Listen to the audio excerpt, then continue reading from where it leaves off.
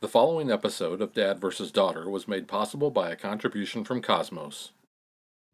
Hello and welcome to another episode of Dad vs. Daughter. I'm Tim the Dad. I'm Megan the Daughter. Megan, what are we playing today? We are playing not your city, but my city from Cosmos. Oh, so you're going to take ownership of this? Well, it's my city. Yeah, this is a game that has little Tetris type of pieces. We're going to be placing those on our board and try to maximize the points that we get. So check it out.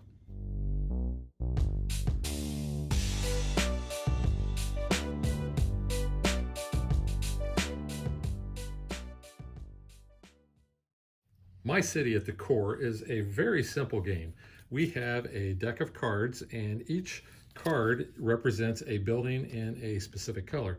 So you can see this is kind of the blue T-shaped building. So what we're going to do, we're going to flip over a card, and then we're each going to search for that tile, and then we have to place it on our board. Now, the only thing that we have as far as a requirement is the first tile has to be adjacent to the river, and then every other tile has to be adjacent to at least a building.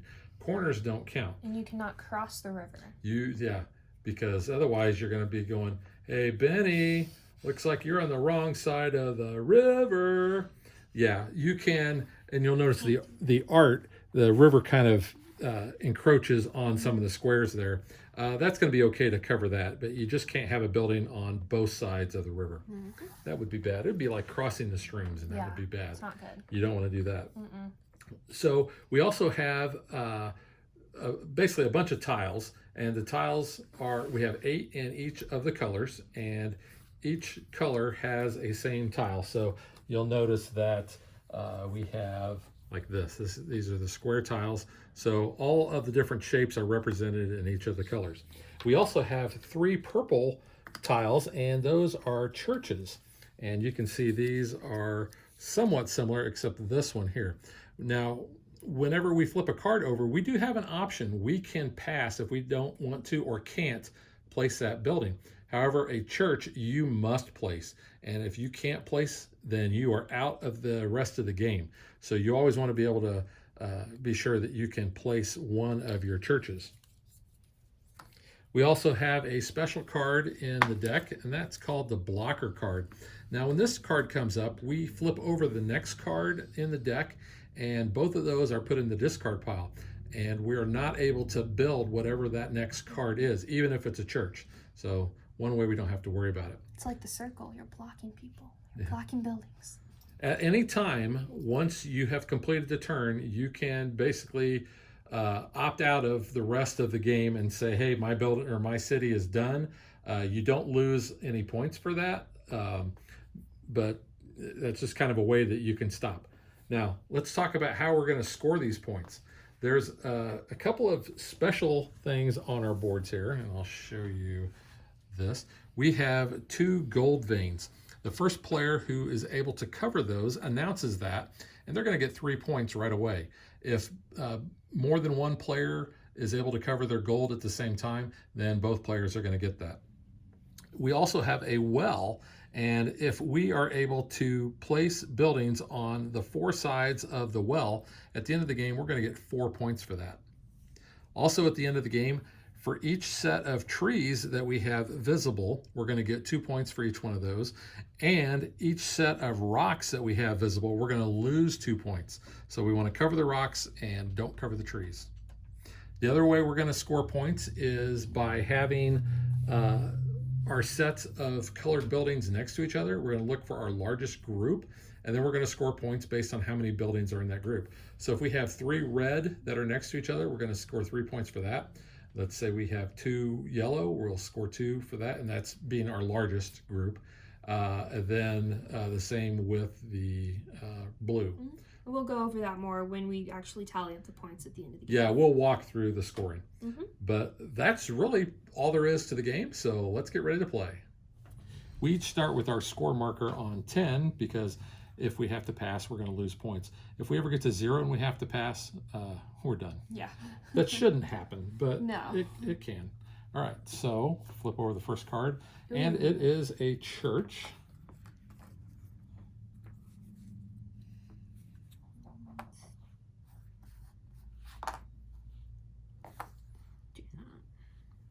Yeah. And it also says that you don't hesitate when placing your building. So you can't just sit there and try to find the greatest spot. You can spend a little bit of time.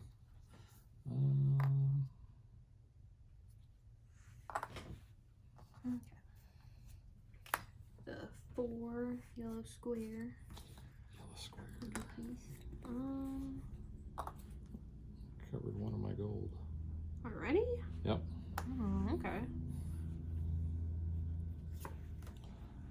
2. 2 blue or yellow or red. Red. I don't know You my colors. colorblind. You colorblind. Are you colorblind?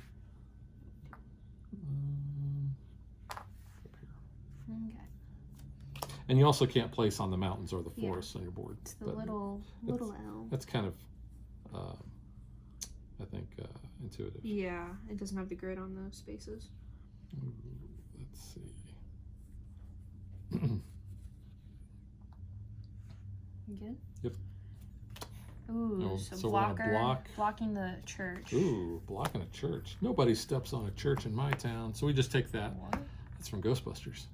Oh. Stay Puft Marshmallow Man did that in the movie. So we take that tile and we just turn it face down. We don't lose points for it, but it just shows that it's out of the game. So there's the other church, though. Well, glad we got that out of the way early. Yeah. Because that can be a really difficult one. Don't like Yeah. Ooh, okay. That works actually. Never mind. I like it. Okay. 2 blue. Little blue. Little blue. Little blue. There's my little blue. Little blue. Oops.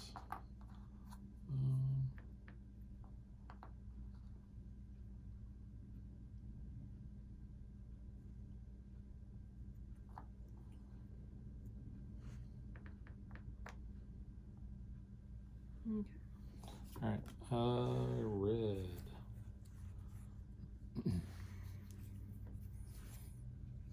I sometimes want to flip these over because I like the placement better on the back, but not quite how that works. Ooh.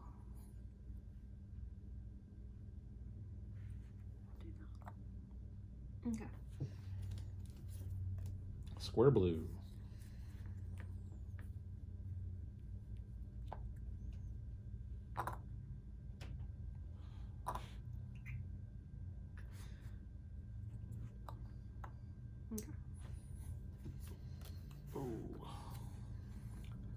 We call this Tetris piece. It does, yeah, very much Tetris piece.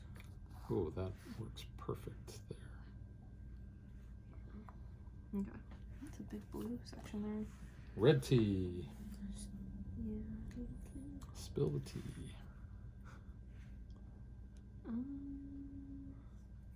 We can do that. There we go. Let me do this. Okay. Okay. Square red. I had a feeling that one was going to be the next one to come up, honestly.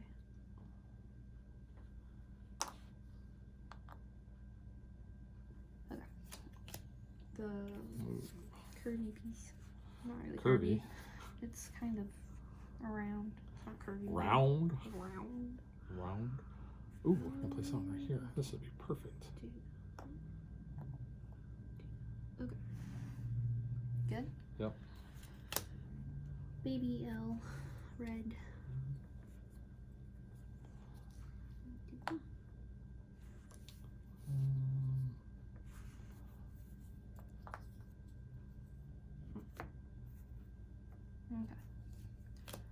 It's the long yellow. Ooh, the 4 yeller.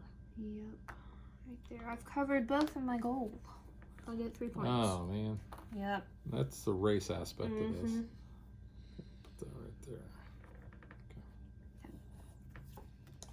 Blue tea.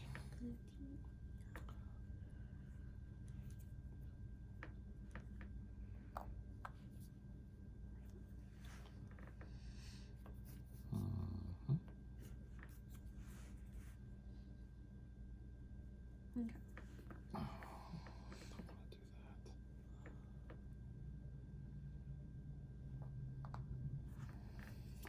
that. Big O. Big yellow L. Ooh, yeah.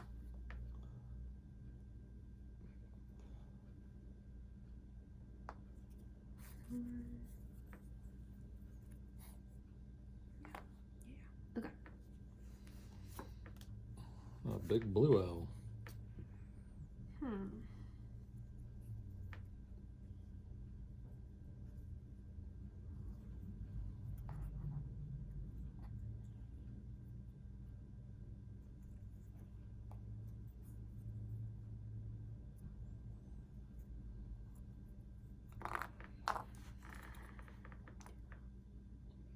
Okay. Yellow T. It's getting a little harder now. Yeah. Yeah, I know. I'm kind of looking at my pieces now, seeing what I've got that can work. Okay. Ooh, yellow Tetris.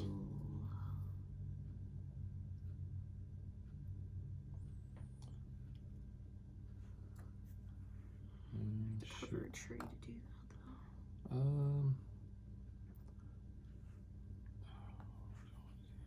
you know what? I'm going to pass. Okay. So I'm going to lose a point. Okay. Oh. Long blue. Losing points because I'm not having trees open. I think I'm going to place this here. And I think I may be done. Yeah. I think I'm done too. Because I cannot, I know I can't place yeah, those. I can't place these. That one, nope. Yeah, I only can place my little. I can place two. I can maybe place one. And that's going to be it. All right, so I'm going to stop. Megan, you're going to stop. Stopping. So we don't do anything with the rest of the cards. So now what we'll do is we're going to go and walk through the scoring on the board. So we find it useful just to kind of go along with what the rule book has for the end of game scoring. So we're going to look for visible space with 2 trees, and we're going to get 2 points for each one of those. So I have 2, 4, 6, 8, 10. Ooh. So that puts me up to 19. That's nice. Now we're going to look for the spaces we have rocks, and we're going to lose 2 points for each one of I don't those. have any rocks. You covered all your rocks? Covered all my rocks. I still have 2, so I'm going to lose 4, so taking me back down to 15. Then we're going to count up, and we're going to find our largest space for each color building, and we're going to get points for that. So like I have 3 red here, so I get 3 for that, puts me to 18. My yellow, I have 3 here, which will put me to 21. And my blue, I actually have 4, which puts me to 25. 28. Then we're going to look and see if we have 3 colors next to a church. And if we do, we're going to score 3 points for that. There. I do not here. Yeah, there's only 2 churches. There's only 2 so churches. One. And I only have 2 colors on each church. All right. Because it doesn't say in the rule book, but I don't think you can count a church. No. Although it would be a different color. It's another color, but it's not one of the primaries. So that's the way we're playing it. Yeah, if that's a little different, yeah. So so you got 3 points? I got 3 points because of this one here. Yeah. All right. We are going to look and see if we have 4 buildings next to our well, which I do. I do. And they can be the same color. It doesn't matter. You just have basically each of the 4 sides of the well have to be covered. So we're each going to get 4. It takes me to 29. 35. And then we're going to lose points for each of the empty light green spaces that are not rocks or trees or are gold. Ooh. So 1, 2, 3, 4, 5, 6, 7, 8, 9, 10, 11. Puts me down to 18. Ooh, I still won. 23. All right, so we'll give Megan the Tetris piece-shaped trophy. Sure.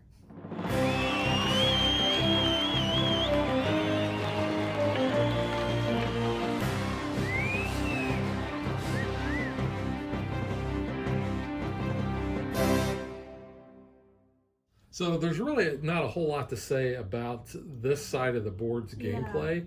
You know, I've won every game we play. You have. Yeah. But we just finished up another game a while ago, and you still have not won that game yet. No, I haven't won that one. Yeah. So, I mean, we're flipping a card, we're placing a tile. It's really, you know... It's a puzzle, kind of. It is a puzzle, and trying to find ways that you can leave yourself open for other cards that come in. But that's pretty much it. Yeah. So now let's get to what we think.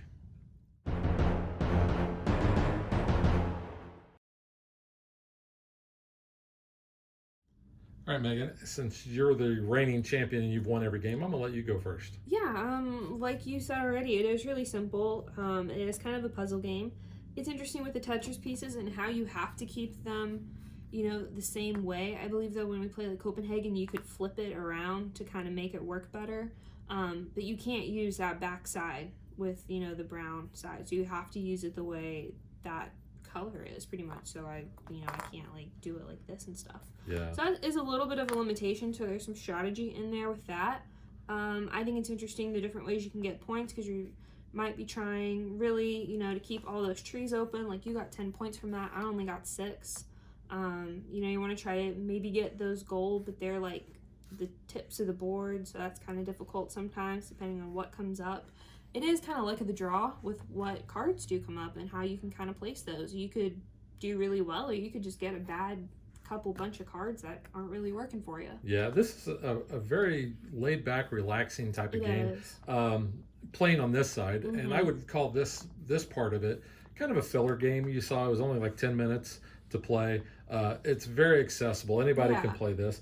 And it's fun. I mean, I've enjoyed, even though I've lost every game we've played, I've enjoyed it because, like you said, it is a puzzle. Yeah. And because you're supposed to be placing your pieces basically almost as fast as you can, you really don't have anybody that has AP, because if they do, then you say, hey, you're violating the rules by taking this much time. We're going to dock you points or whatever.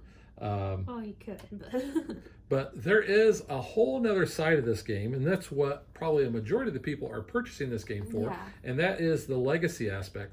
So you can see on ours, we used this side of the board, and everything is already there. But when you play the legacy version, you have this side of the board, and you can even name, your city. I could name it, Dadville or whatever. Or best name. Megantropolis or whatever.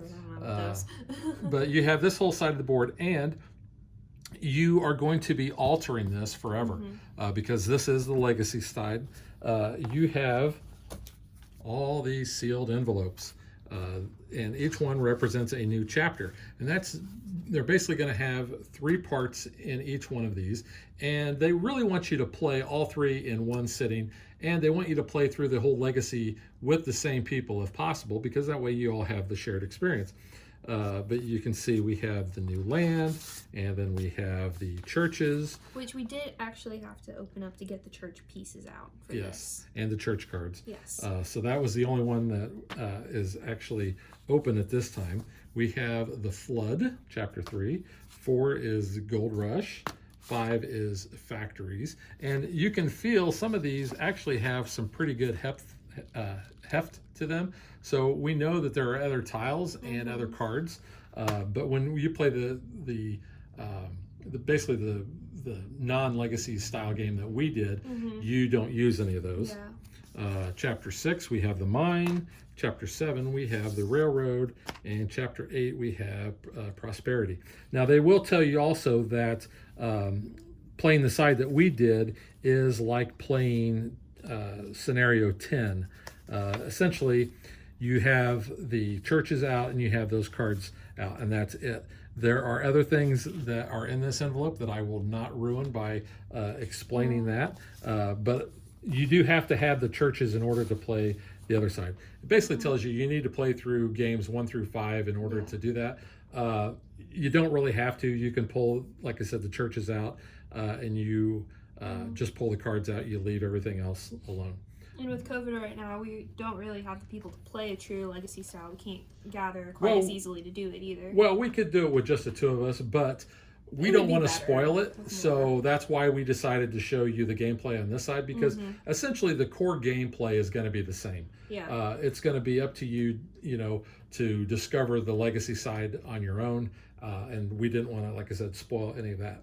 But I've enjoyed this. This has actually been kind of fun to play. And like you said, it's very relaxing. It's very calm.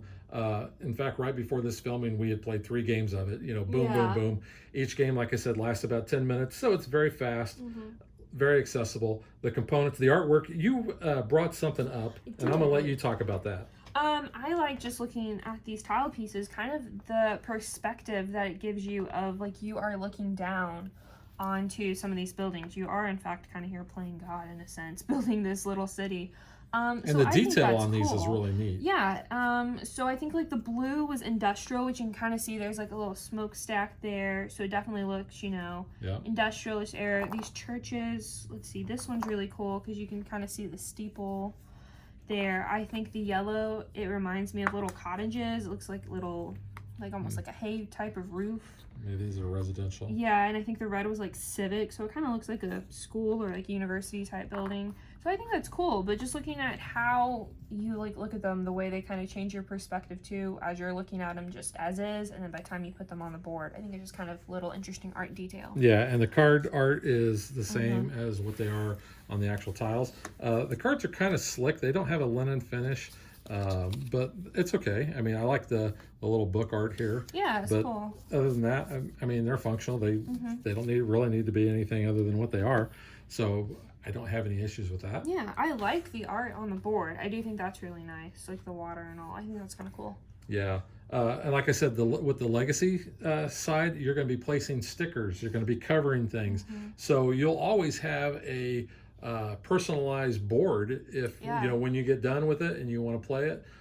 You know, you could grab one and I could grab the other and we could mix them up, you know, that sort of thing. But if you didn't, you can play the side that we did and everybody's got the exact same board. So I actually highly recommend this for the people. If you love putting puzzles together, I think this is a board game for you because, you know, you've got all the pieces you're trying to work there. I think it hits that mark. If you are looking for, you know, something you can play over time with your family or friends, and you like that legacy aspect, just don't get too attached to certain things because as a lot of legacy games go, you destroy components and that sort of thing. So if that is one of those things that just kind of irritates you and makes you cringe, then just play this side. You know, that's why they included both, so you can do that. So. Still a good game, Yep. All right, so that is My City from Cosmos, and we will catch you guys next time. Bye. Thanks for watching our video. We hope you enjoyed it, and if you did, click that like and subscribe button. You can also follow us on social media like Facebook And Twitter at DadBeDaughter. and if you like what we do and you want to support us, you can visit our Patreon page. So thanks for watching. Thanks.